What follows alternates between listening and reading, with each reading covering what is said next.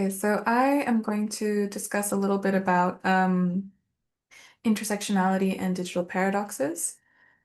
I will try and keep time, but yeah, I might skip a few slides so that we can get to our conversation with Titas and Dena, just as a warning. So just so we're all on the same page, I'm going to go over the term intersectionality.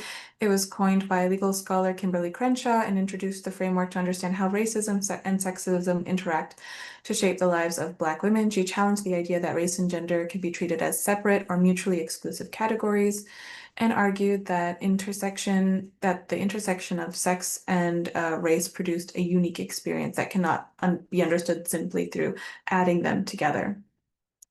And intersectionality reveals who is protected, exposed, and rendered vulnerable. Critics argue that seeking recognition from the state risks reinscribing state power and reinforcing its disciplinary logic.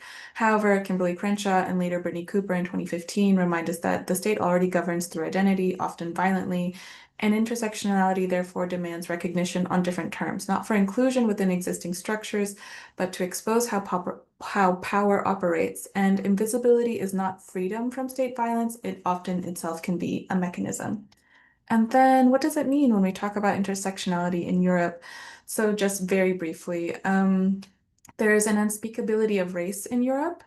A core barrier to applying intersectionality in Europe is a refusal to confront race and racism as structuring forces and a color blindness. Such a post-racial discourse silences those addressing racial oppression and masks Europe's colonial legacy, substituting race with ethnicity, culture, or religion.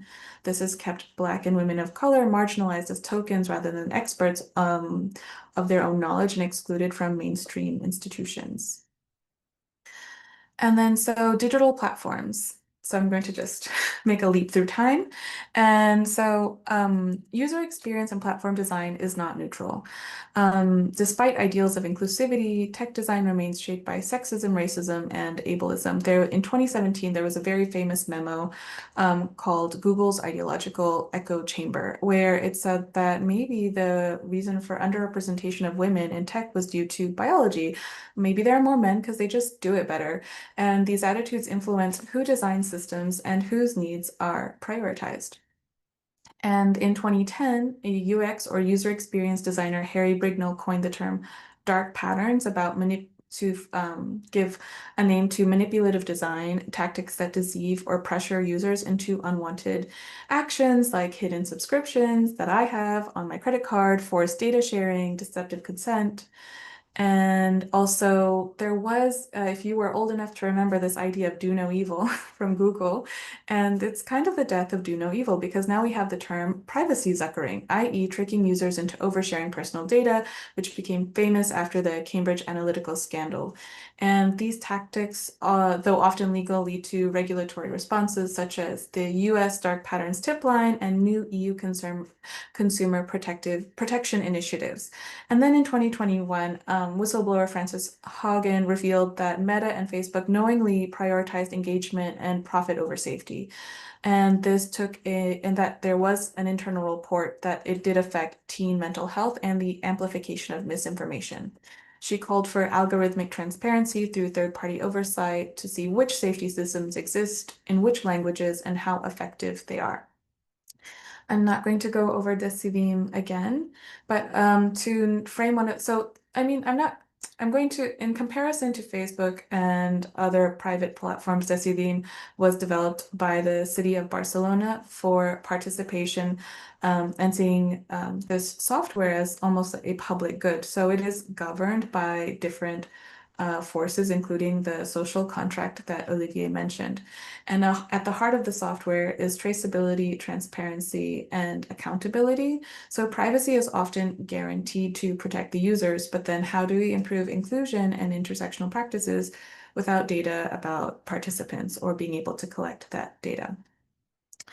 And an interesting case that came about was this use case where they were renovating Julia de Campani field for cricket and minority sports. So it wasn't that space was suddenly given to collect this data. It's that people made themselves known. The Barcelona women's 11-side cricket team, the only one of its kind in Spain, secured an allocation of 1.6 million from participatory budgets for remodeling Camp Julia de Campani, making it a place where the sport can be practiced, with the aim of forming the first Catalan 11 A-side cricket team and promoting a safe space for playing this sport that isn't popularly played in Spain.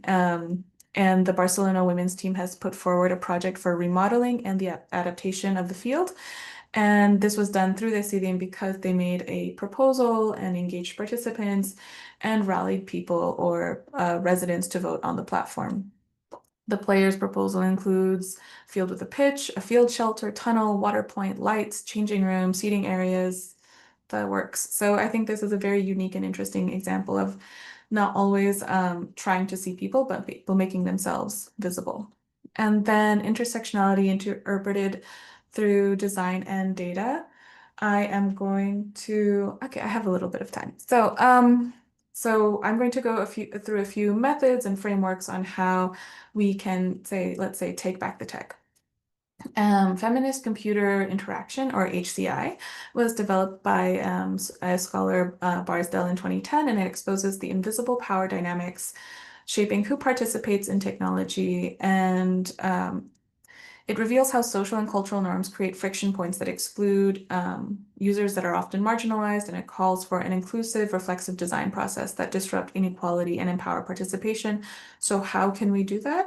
When you could do that through, let's say, co-design, i.e., which operationalizes feminist HCI through collaborative creation with those most affected, which brings us to a pretty well-known and popular framework for reclaiming tech and design, which is design justice, which says without shifting ownership and accountability and authorship, inclusion efforts often risk reproducing the very inequities they claim to solve using aesthetics of diversity to shield from structures of domination.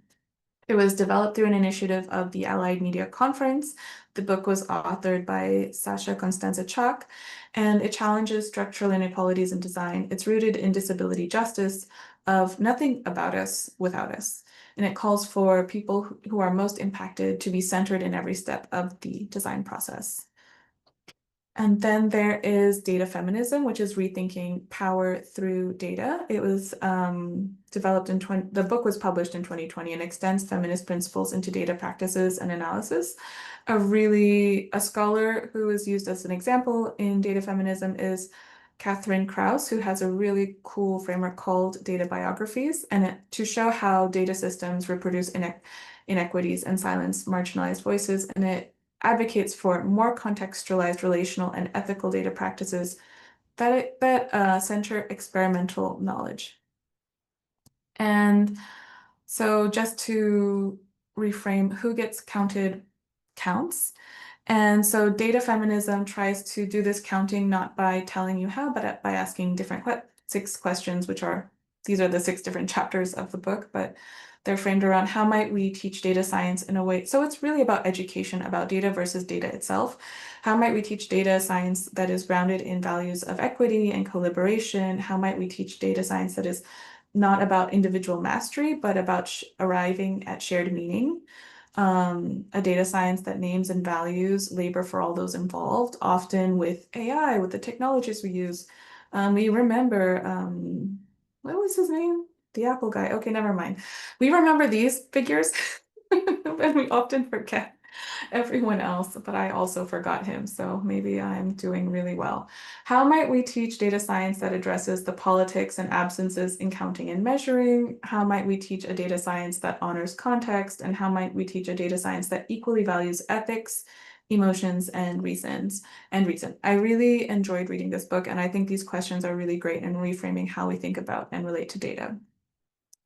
And then also, when this data question comes up, well, actually, people have tried to answer this question. One is ENAR's equality data. ENAR is the European Network Against Racism, and they said They came up with, they have a fact sheet if you want to Google it, but it's to get data to promote equality because often it's hard to find it. They recommend 1A, having people self-identify and define their own ethnic or racial origin, voluntary participation. Participation is opt-in with no coercion, confidentiality of personal data. So early anonymization might be required for all information linked. Informed consent. Actually, if you want to look up consent, really good framework is FRIES, and informed is one of the, so FRIES would be freely given. But yes, informed consent. I'm going on a tangent. Data only used for the stated purpose and no third-party sharing. The fifth would be community participation. At-risk groups actively involved in category definition, analysis, and dissemination. A really great reference for this might be feminist participatory action research. And then 6, multiple grounds and identities. Individuals can select multiple and intersectional identities, and analysis should combine grounds to reflect complexity. And so finally, I'm just going to end on data visualization, which is which is like we often reflect data through reports, through dashboards, and how can data visualization kind of reorient how we also think about data and the digital and this paradox. So why even use data visualization?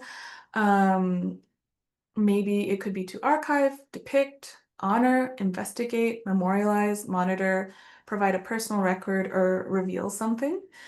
Um, and in terms of conducting or going about trying to visualize data, there is already a study or there is already a framework out there called critical info visualization.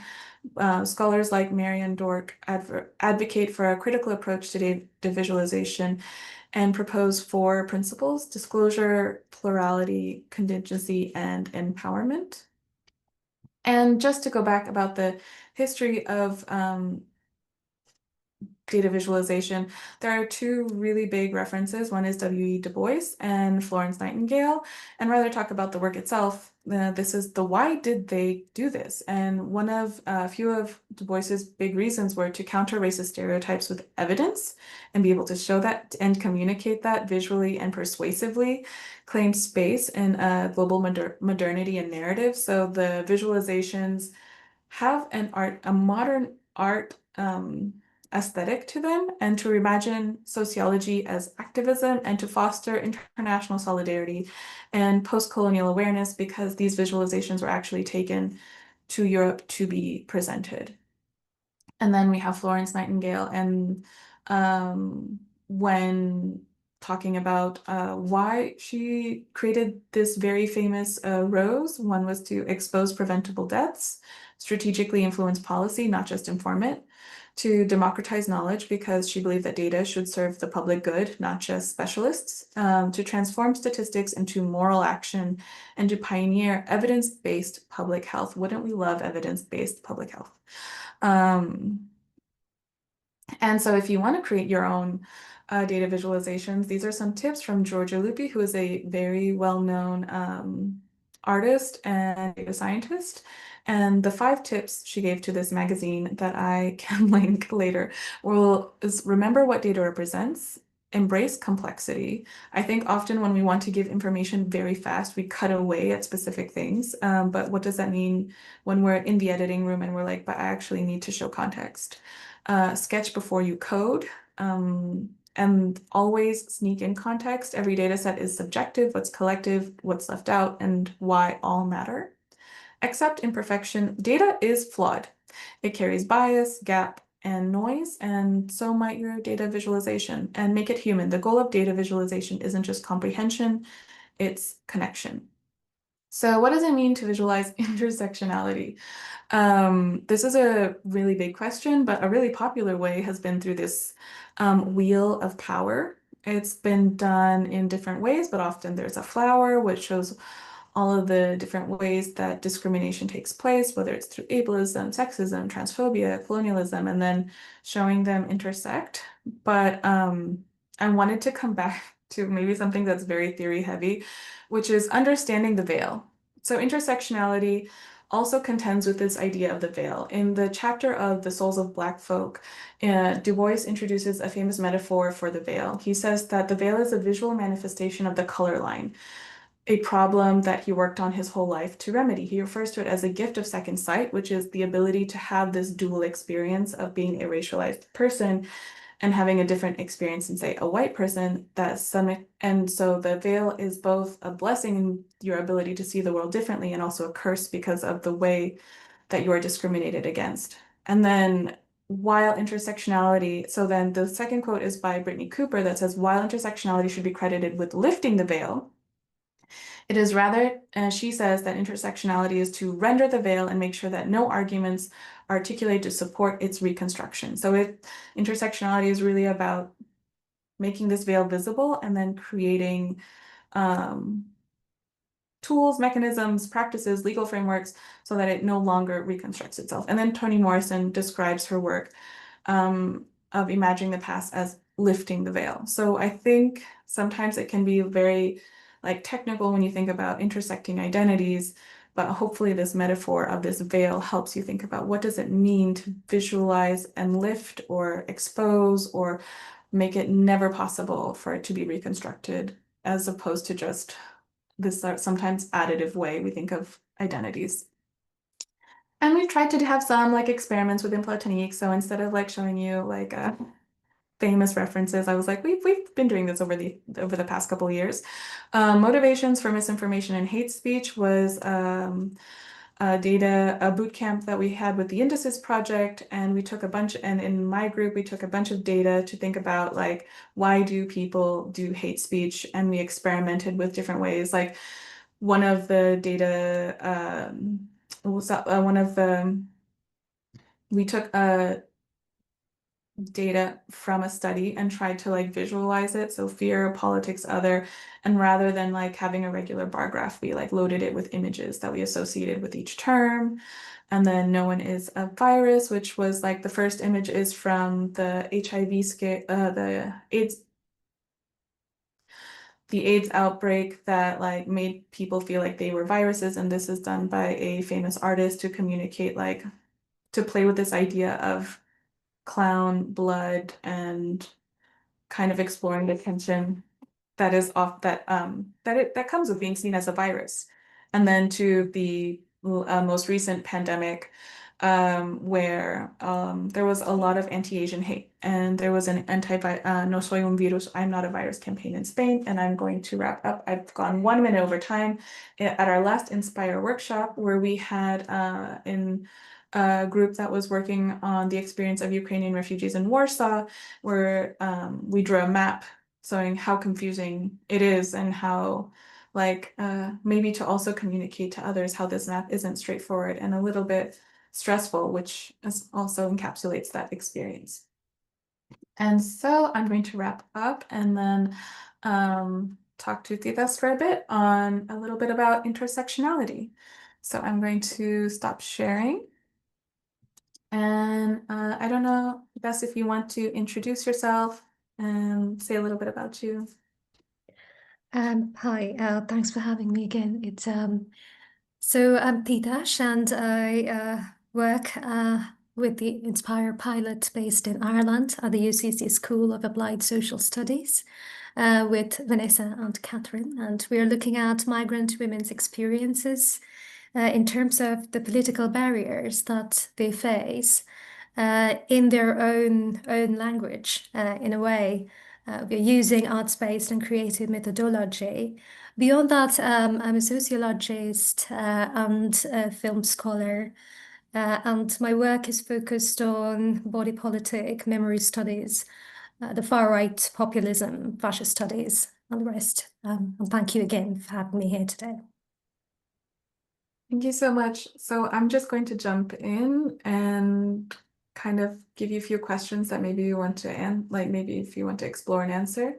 So how does it look like in practice for a researcher to reflect on historical contexts that shape data? So I think, well, it's going to be a little theory heavy because I'm going to mention a few names there, but I'm doing so because I think they are of importance.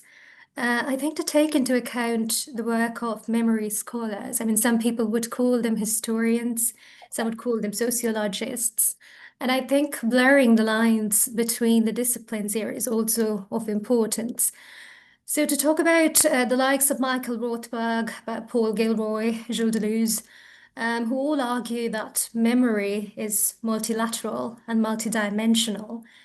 And it reminds me of a film that I usually talk about when talking about memory in this context. It's called Sunless. It was made by left flank filmmaker Chris Marker in 1983. It's about time, but it's also about the islands of Guinea-Bissau and Japan. And it's almost an immortal film in that sense, but he talks about history is to some what memory is to others. And in the 2016 paper, where Tamas and Mondai talk about the risks of repeating the patterns of hierarchies that have been ingrained in us, and I'd argue colonial patterns of memorialization, Euclidean hangover, other forms of temporal spatial ways of looking at the world, which are constrained and limited, and in turn limiting. So, long of the short, I think we need to look at history with conviction and care, and perhaps with some sort of undeniable but materialist tenderness. And I'm talking about that as a researcher, and not to succumb to romanticization, of course, but I suppose to resist the kind of vendetta that you were also referring to, that post-racial, post-truth discourses kind of seem to come hounding the very process of mainstream historiographic thought or narrativization. Okay, I'm gonna like slowly process. I want to ask a follow-up question, but I think in terms of how do you, okay, so I'm gonna ask a very basic question because I am not super familiar with the scholars that you mentioned, but how do you think that if I extend this idea of data visualization and context, like how do you think that it could help us like uncover interactions and forms of discrimination and privileges rather than treating them separately? Because I'm going to bring it back to intersectionality. Yeah, thank you. I think the dialectics of it is that they are inherently interconnected, privilege and forms of discrimination, in the grand scheme of things. And of course, there are exceptions, but that I suppose is about the beauty of life, there being exceptions. But speaking of visual methods and analytical tools, I think the common minimum here that I think we're all trying to refer to, and your presentation, which was wonderful, by the way, and Olivier's, where we were talking about embodiment as common minima of some kind. And I think to a certain degree that pertains to reimagining this phenomenological lens we used to see the world again. So, we have largely been dependent on ethnographic methods that have stemmed from anthropology. And while we have come a long way to social anthropology or sociology and, other inclusive forms of looking at ethnography, it does stem and contains echo chambers of colonial ways of looking at the world again, so back to square one. And so I think arts-based methods, rhizomatic thought, looking at, as we were saying, the wheel there, or a flower, or music scores, or rhizome, plants, trees, the ocean, galaxies, the Deleuzian Benjaminesque interpretations of time, Lefebvrean methods, because we're looking at space here, urbanization, architecture, indigenous ways of looking at space. I think all of that helps. And I suppose it is small things in the end. The history of the banal, of everyday life, of what escapes the naked eye, to return to the point of, I suppose, recognizing sentience in the littlest of life forms. And film is a really good way of looking at that because it allows us to contain haptic embodiment. It allows you to become and seeing as an extension of becoming. So, yeah, thank you. That was a very beautiful answer. Thank you. And then for the sake of time, I'm going to ask Dina a couple questions about safer spaces because I did present a little bit about digital spaces, intersectionality, and then how we can make them spaces where people can participate. But I think, Titash, if you feel comfortable, when one of the later questions, I'll ask you to also maybe reply if you feel comfortable doing so. First, Yeah. So, Dana, to come to like change topic a little bit, like what do we mean when we want to talk about safe or safer spaces, and why are they important for marginalized communities? Yeah. Hi, everybody. It's great to be here, and I learned so much from everybody sharing and thinking through these themes. So thank you. I would love, Nadia, your PowerPoint slides so I can dig a bit deeper into all of that. Okay, I'm going to open some thought doors, but I'm not going to walk through a lot of them because we're time limited, and hopefully we can have a conversation with our colleagues who are online listening in. It's a big question. What do we mean when we talk about safe or safer spaces, and why is that important for marginalized communities? I'm going to first say that, how do we think about that as academics, and what is the historical context of that as academics? But then what does that mean for some of the people that we work with? And I'll use an example from a project that I worked on called the Theatre of Climate Action, which sorry, I'm looking at my second screen, but you guys are here, so I'll look over here. Theatre of Climate Action, which is a South Africa, Guadeloupe project that we worked on with young people, trying to support them, well, not trying, but supporting them to create theatre performances that shaped a new narrative for them on what climate justice meant, what was their lived experience of climate injustice. So just I guess a footnote is that when we're talking about safer spaces, we are talking about safer spaces in the framework of participatory research and participatory and collaborative processes and activities.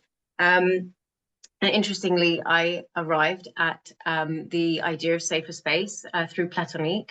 I came across your Culture Lab document, the Safer Spaces Framework, which was super interesting. And we thought, great, let's try to implement this in the methodological process of working with these young people on the Project TOCA, the Theatre of Climate Action.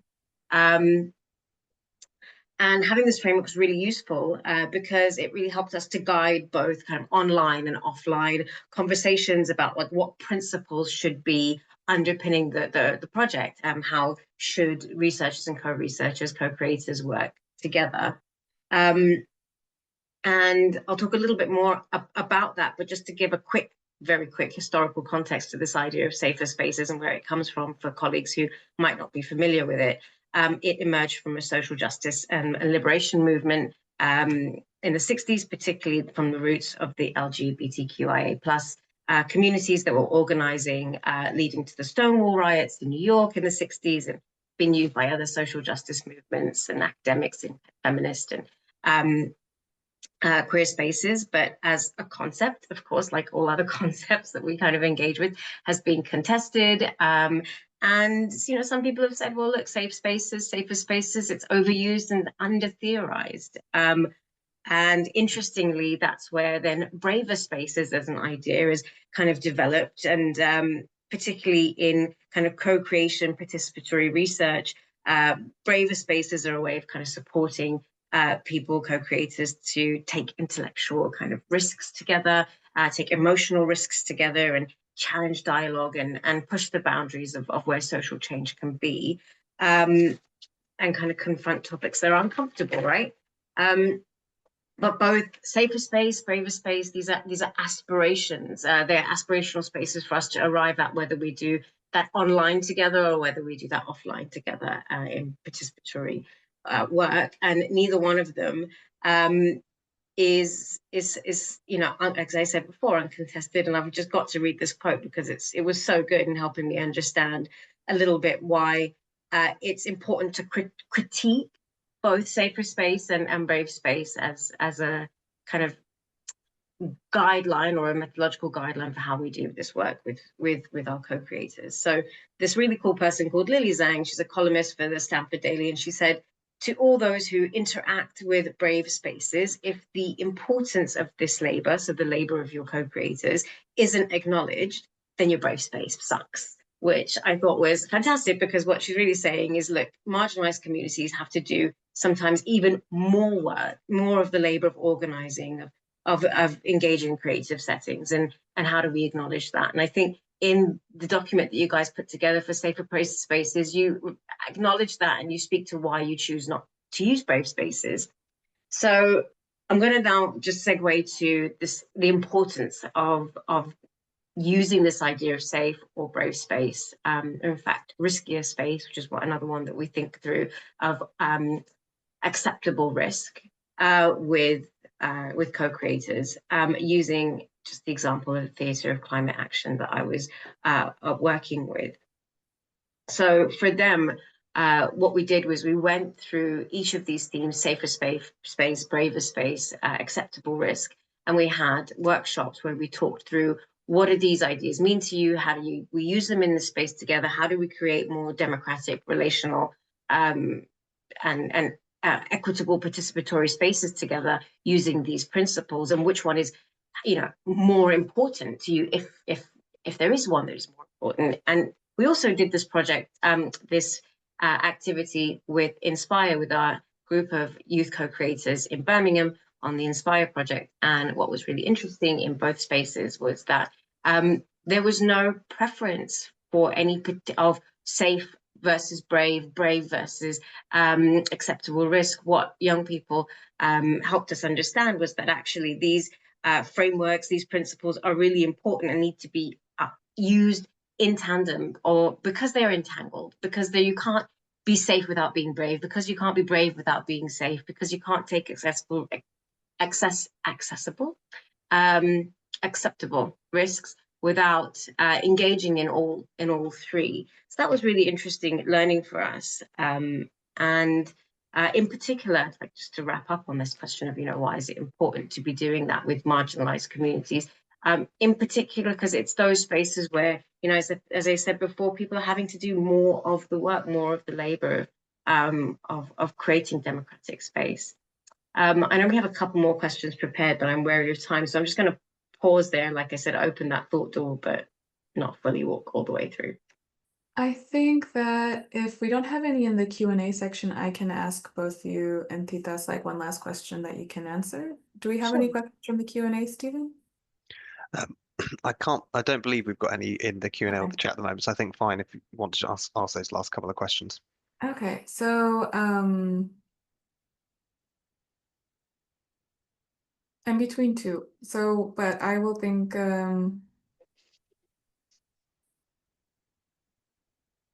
have you been involved in how have you been able to involve affected communities in deciding what data to collect?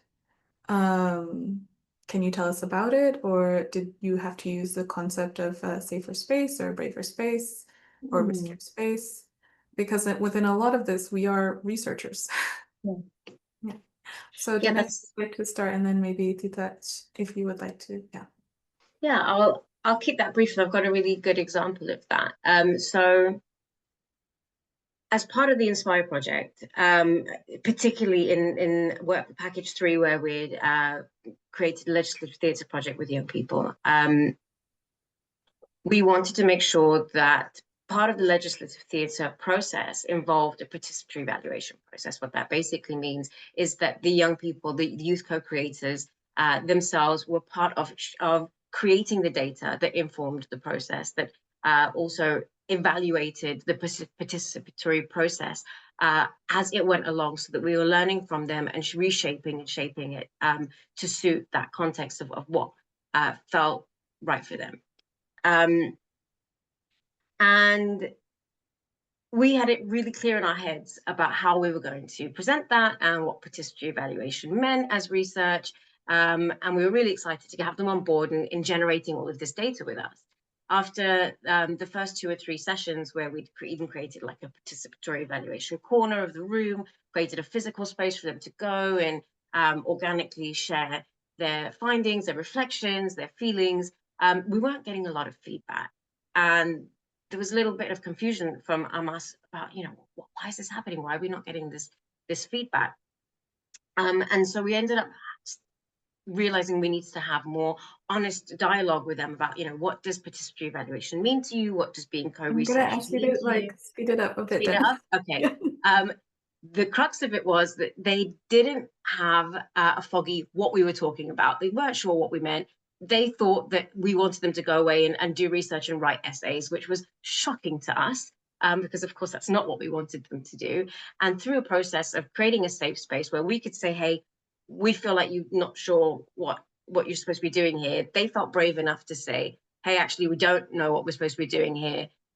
What are we supposed to be doing? And reshaping what they were meant to do actually resulted in a brilliant amount of data that we can share through the podcasts and blogs, etc., etc. Ultimately, the Yeah. principles are really important, right? In Yeah. brave and safe spaces to creating data that is meaningful and actually reflects the lived experience of people. The end, full stop. Tita, we started late, so I'm just going to give the last word to you. So if you want to answer that question. Yeah, I'm going to be really brief about it, keeping in mind the time crunch there. Don't worry about the time crunch. The participants are adults. Thank you. I'm in agreement with Dana there on a couple of points. And regarding our Irish pilot here, I think we had women belonging to different age groups, including young women, but also women beyond that age group. And I think there was this sense of understanding. And of course, we had to technically explain that we were going to anonymize them and we were not going to record them beyond their consent. We were, all of this was basically. And my only point here, the only thing I wanted to really add to the discussion is that regarding consent and desire and hegemonic ideation in society and research, participatory, deliberative forms of research in particular, I think we need to speak of this as a part of industrial production. And in order to do that, in order to convey that kind of transparency, that's kind of our only policy that can be in this context. I think what that does is it helps in reducing the form of alienation with the participants who are inherently producing part of the data or the output and are means to a certain kind of end, not in the crude sense of the term, but it is part of production. So I think the better we are able to explain that to them, the more transparent we can be, and it's also, it's mutual and consensual in that way. So, yeah. Amazing. Thank you both so much for sharing your experiences. They were really, really interesting to hear. And with that, I'm going to give it back to our host, Ipsos, to wrap up our call. Thanks, Nadia. And just to say, obviously, thank you everyone for a really interesting discussion, and particularly interesting to hear everyone's kind of contributions and views. And obviously, thank you as well to everyone who's attended and has joined us today for this webinar. Just to say, in terms of obviously next steps, we'll be uploading and making this webinar available on YouTube, so you can watch it again at any time. And as well, I believe we're expecting Platonique to be hosting another webinar, I think before December. I don't know, Olivia or Nadia, if there's any words on the other webinar this year that you'd like to sort of just mention or add before we sort of close.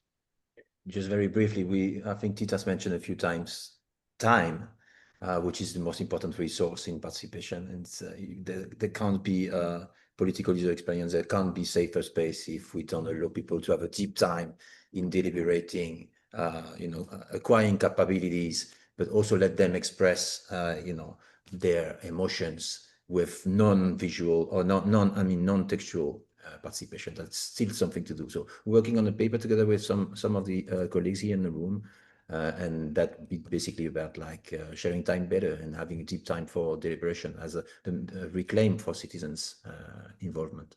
in political and public life. Brilliant. Thank you very much. Yeah, so just thank you very much again from us and from everyone within the Inspire Network, and we look forward to hopefully seeing you soon and seeing you then. Thank you all.